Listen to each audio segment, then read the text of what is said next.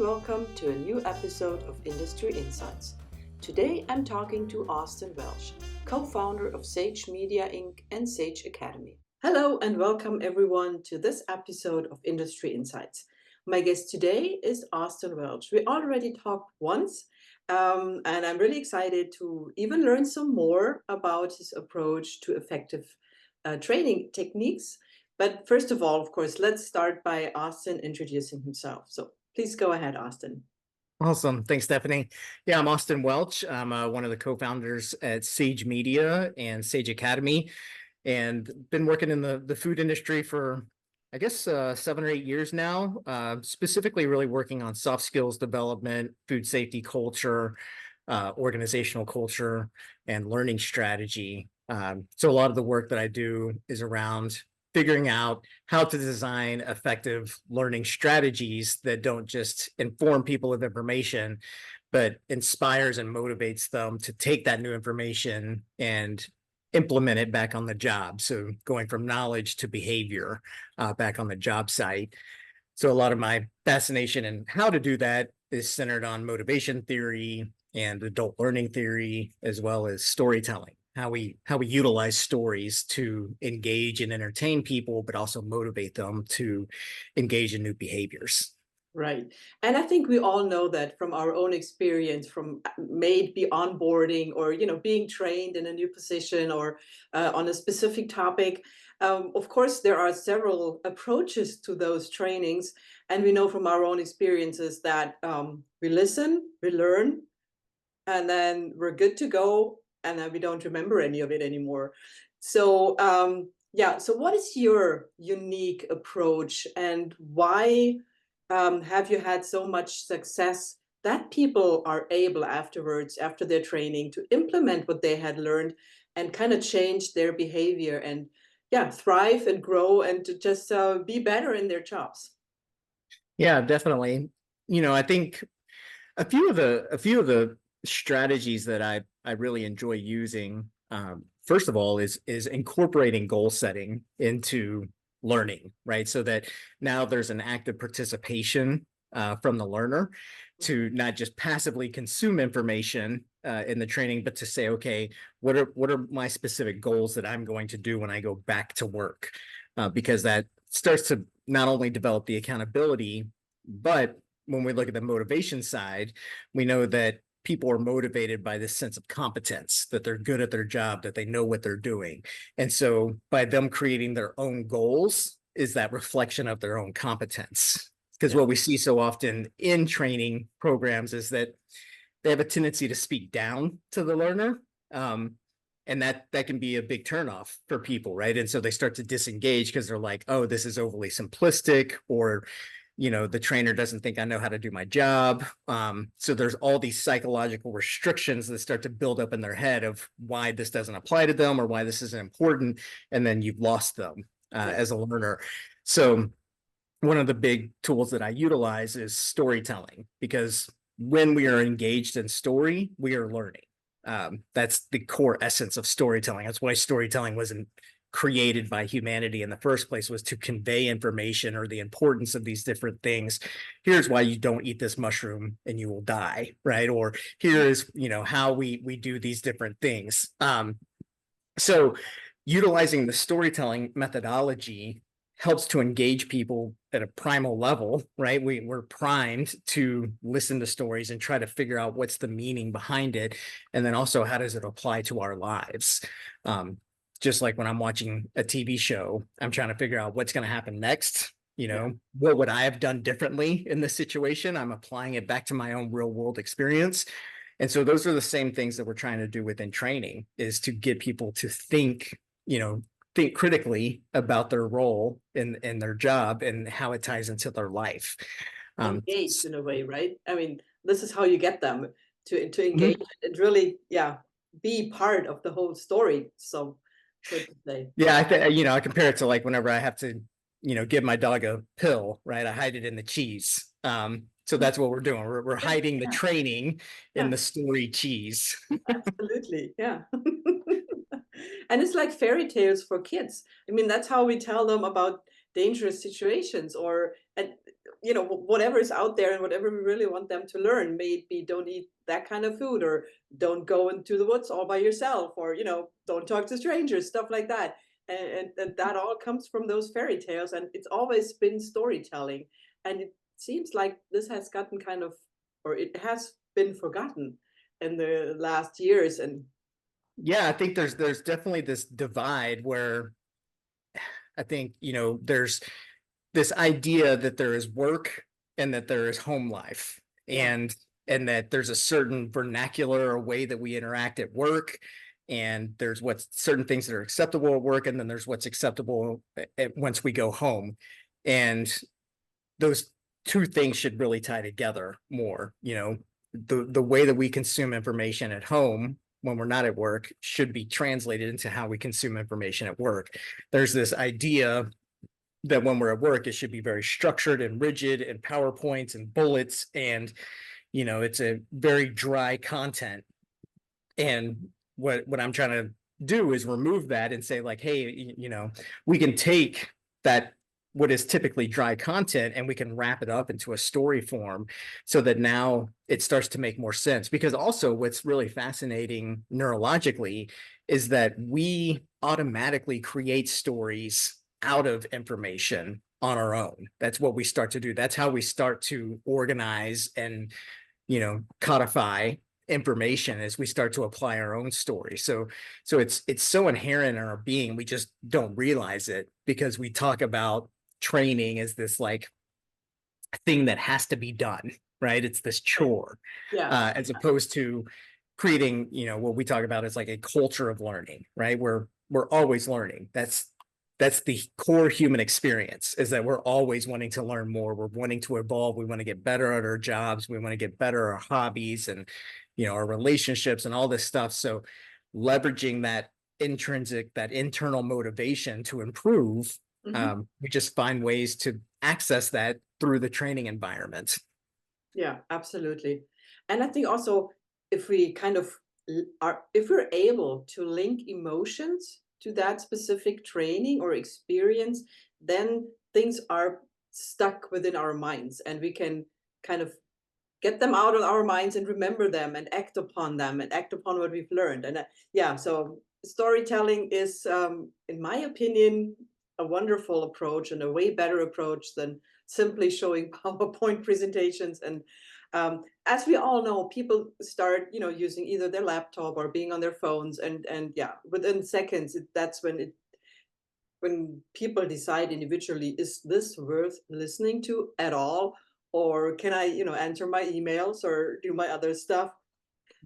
So that's all great information, but kind of let's go down a little bit deeper and start with a little bit like a case study.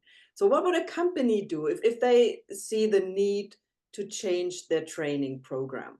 And then they hear from you. What do they do? Do they send you an email, or can they go to your website? So what's the typical approach or the typical path forward? Yeah. So the typical path that I've seen in the past with my clients is they will reach out and say, because I've developed a kind of a reputation around specifically food safety culture training, and this is a topic that a lot of people are still trying to wrap their head around. What is food safety culture? How do we create a training program around it? What do we train for? So a lot of times I will get someone reaching out saying, hey, we want to develop a food safety culture training. Well, And that's a so big topic. exactly, that is a massive topic. So my first goal is to narrow down what does that mean to them.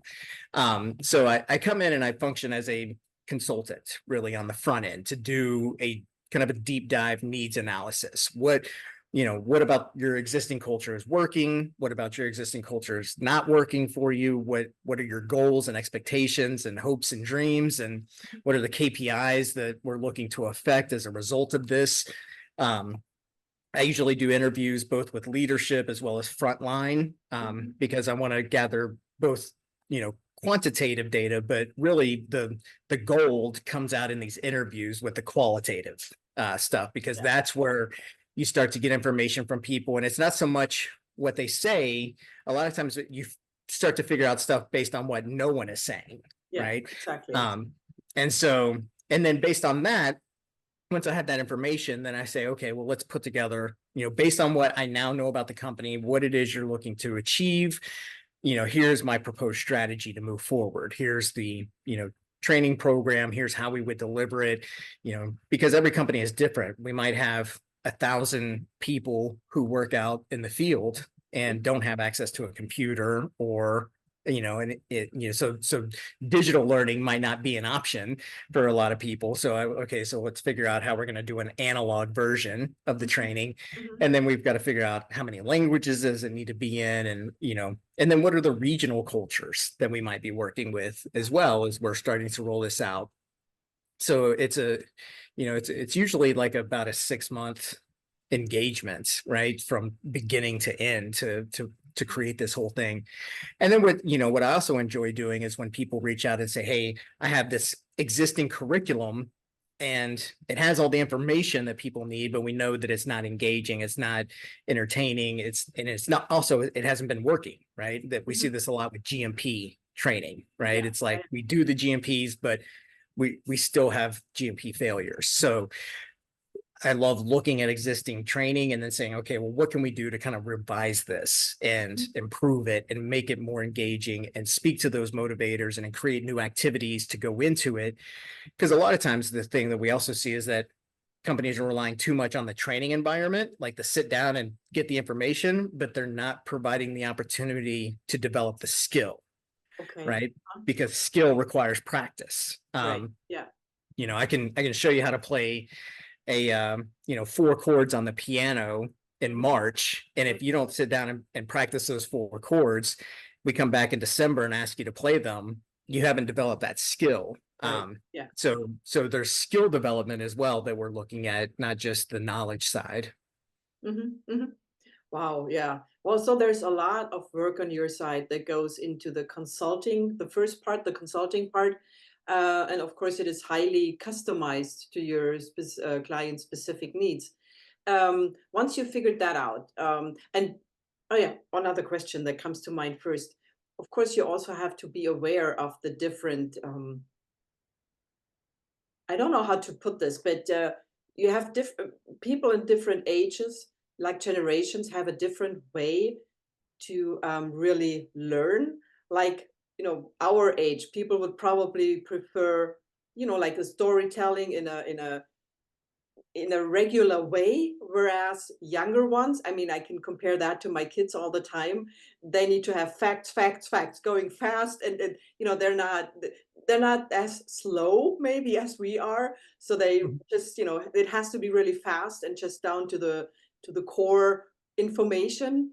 And I think you have to take that into consideration as well, right? How people individually learn, or yeah, kind of get the information in, or isn't that a part of your training? I think I would have to push back on that one because, this is one of the things that we see a lot, especially in entertainment. And so much of what I'm doing is pulling from Netflix series and Hollywood films and how those stories are told.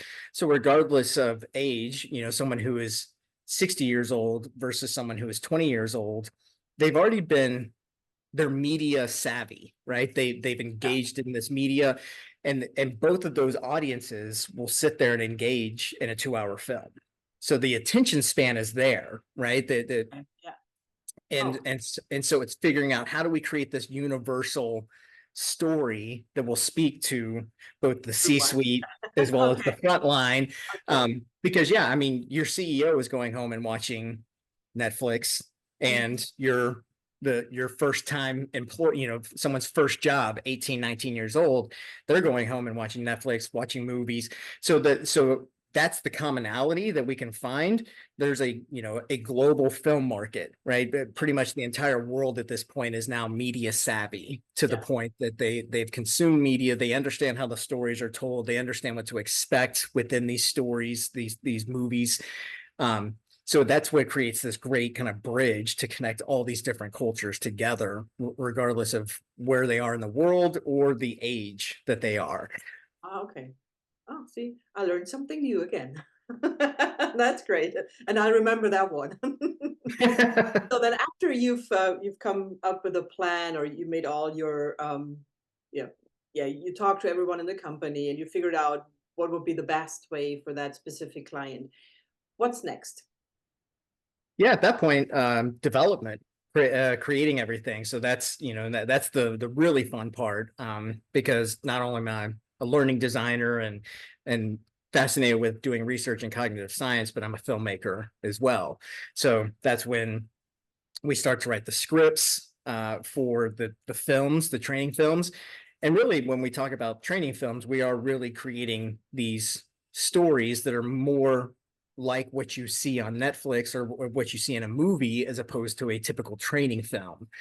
And so once we've identified all these specific needs that the company has, we go, okay, well, what story would help, convey that information, right? So going back to the fairy tale, world, when you talk about, how do we communicate to a child, not to interact with strangers? Well, then we go, okay, well, what's the best way we could do that? Well, let's talk about a little girl who's in the woods and there's this wolf, and and then you start to create the story that you go, okay, well, this is a great way for us to communicate this information.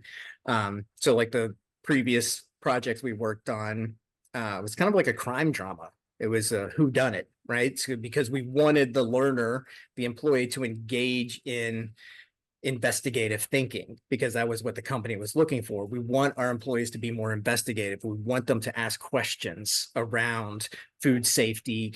And so we go, okay, well, that's, similar to someone trying to, figure out a case, right? A criminal case of some sort. So let's create that. And that's our main character, who is engaging in the same behavior that we want our employees to engage in. So now they start to mirror that behavior as part of the training, because we're now asking them, okay, we watched this first chapter. What do we know about how this main character is starting to, what questions is he asking? How does that tie back into food safety? How do we look at food safety and ask these questions ourselves? So we start to find out, how do we mirror these things together? So yeah, so writing the script, figuring out what kind of story we want to create, creating the e-learning, writing, I write the facilitator books, and the learner guides, because usually there's a movie attached to like a facilitation or a facilitated discussion. A lot of times these larger organizations, I have to train the trainer because they have so many employees that I can't go and hit every location they have. So we want to train their people how to facilitate this.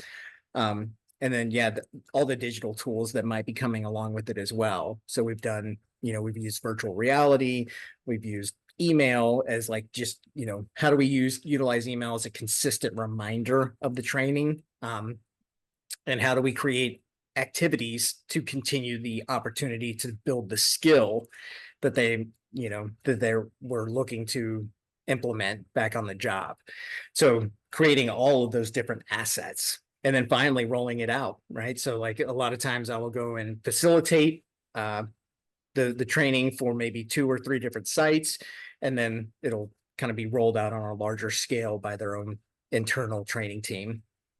Right. So, and after all of that's been taken care of, do you go back to your clients after a specific time and just see how it all went, or what's the feedback you're getting? I mean, I assume you're getting great feedback. Otherwise, this would not be a business idea. But yeah, so is this an ongoing consult, or not for ongoing forever, but for quite a while, ongoing consultation job for you to continuously go back and see where they're at and maybe add on, or yeah, kind of film sequels, or stuff like that? How does it end, or Yeah, I mean, yeah, so I mean, there's many different ways that this kind of unfolds. So typically, whenever I'm creating the training, a big thing that I'm also creating is the evaluation tool, so that they have an evaluation tool to measure the success of it. So they typically are doing that internally, because my goal is like learning design specialist is to be able to provide them all the tools so that they can now kind of do this themselves. They own the content, they have the videos, they have the tools, and now this is something that they'll be able to use for the next 10 years, 15 years, right? It has a pretty long shelf life. But we have looked at, one really cool project that we're looking at doing is we did a food safety culture training film and curriculum for one company. And then we're looking to do essentially like a spin-off of one of the characters in that film that will be a spin-off specifically for, health, employee safety and health. So this one character in the film works within a plant. And so so you think about, these TV shows that have spinoffs, right? You had Breaking Bad, but then you had Better Call Saul that came afterwards. So it's a spinoff of a character. And so we're looking at doing the same thing. So then now because we already built this character, people know who this guy is. They know what he's about. They know his personality. And now it's like, okay, well, how do we spin off that character and create something specifically for employee safety within the facilities? So that's something that we're looking to do right now. And then but yeah, as far as the longevity of coming back, I mean, we usually will get feedback and they say, okay, we've seen movement around this, and now we want to build onto the program and include an extra thing, an extra module. Like now we've kind of done this, but now we're realizing, well, how could we do this for our HACCP plan, or how could we do this for, leadership development within this specific area? So what we typically see is, people looking for spinoffs or extra content. Wow, that's amazing. And I would really like to see one of your films, but I think in the end you're gonna send me some links so that I can put those on, when I post the video, the interview, and then people can click on the links and watch one or two of your films. That is so great. I mean, it's so creative, and yeah, I think that's just an amazing job you're doing, and coming up with all these great ideas, the spin-offs and the whole training approach itself. And I'm pretty sure that this is really successful. I mean, as I said at the beginning, we all made that very poor experience being trained or being onboarded. And it's just like you get the training, the next day you go like, I don't remember. It was too much, it was too dry, and I had to read all this stuff on my computer, and I don't even remember half of it. And so that's a waste of everyone's time and money, of course. And so coming Mhm. up with a great solution that can even have add-ons like your spin-offs. I mean, that is just wonderful for companies to, yeah, have a vivid training program provided by you. And wow, yeah, that's something um, I'm already very excited about, as you can tell. No, this sounds really great, and I'm pretty sure a lot of companies are going to be interested in working with you and figuring out a plan. And so thank you so much, Austin, for sharing your knowledge, sharing your approach, and giving away a Definitely. little bit of your secrets, so to say. Yeah, that is a new approach, and I'm really excited that you took the time to talk about it with me today and share it with our audience so that they can learn. Hopefully, Mhm. had a little laugh here and there during the interview, so that it sticks better into their minds. Yeah. Yeah. And anybody out there, feel free to reach out to me with any questions. I love talking about this stuff. This is, Yeah, what I'm really passionate about. yeah, My email is yeah. austin at sage.media.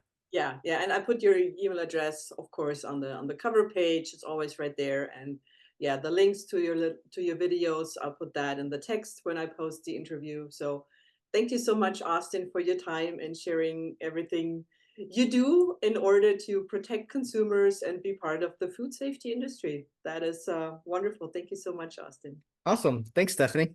You're welcome. This has been today's episode of Industry Insights. Thank you for your attention and see you again soon. Bye.